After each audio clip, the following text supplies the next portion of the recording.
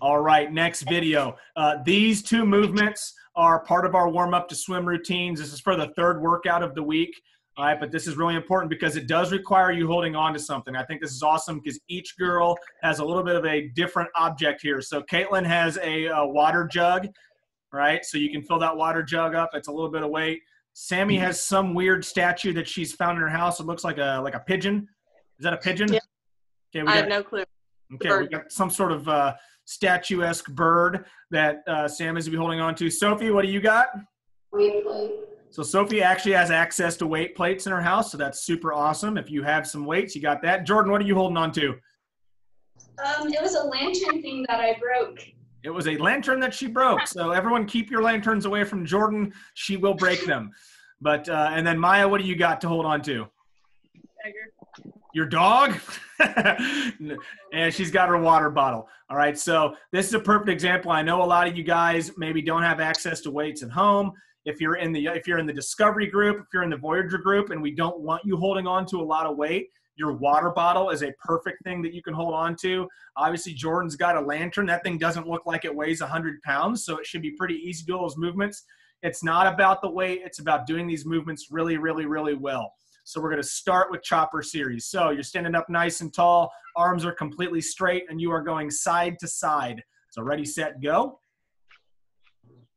These girls are just going to rep this out. This is a good way to start warming up your shoulders. You don't want your hands to drop super low. So if your hands are down by your waist, you've got to get them up higher. The straighter out from your chest they can be, the better.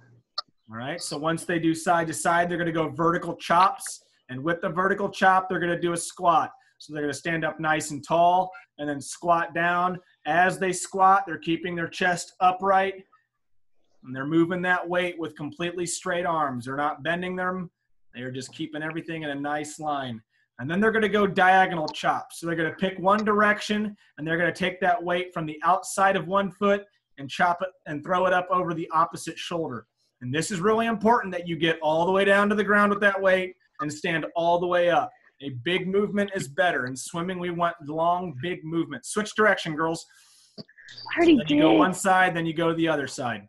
All right, so this is one of these movements and one of these warm-up series that we do a lot of because it really does warm up every piece of your body. It warms up your core, it warms up your arms because you're keeping those arms straight, and then it warms up your legs because you have those squats. Good job, girls. Go ahead and relax. All right, so next they're going to use those same weights, and they're going to do some walking rotation series. So this is also good because if you have some room, you can actually travel a pretty good distance. If you don't have a lot of room, you can do a few steps forward, few steps backwards, and just keep going that way.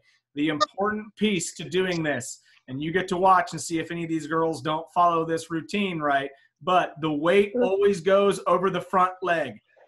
That is always really important, all right? So the weight always goes over the front leg. So they're going to start with their arms straight, just like they were doing with chopper series, arms extended straight out, and they're going to go ahead and walk forward and backwards, rotating the weight over that front leg. So as you can see with Sammy, who's walking directly for us or towards us, the weight always is over her front leg as she goes.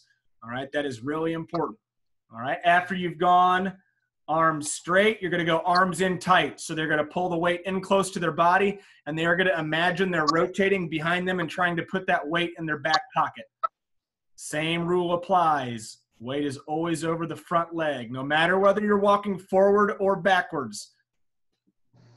Then they're going to go up over the top. So this one's going to be a little bit more of a stretch. It's almost like getting up into streamline, and you're actually going to lean towards the forward leg. So same rule applies. Weight's over the front leg. You're just twisting, or you're leaning with your whole body with that weight overhead. And then there's the really hard one, which is figure eight. So you're going to draw figure eights with that weight, but as you chop down diagonally, that's when you step forward. All right. Drawing those figure eights forwards and backwards. If this one's a little hard for you, that's okay. Perfect those other ones and then get to that walking rotation with the figure eight. So good job, girls. That's it for that routine. We'll see you next time.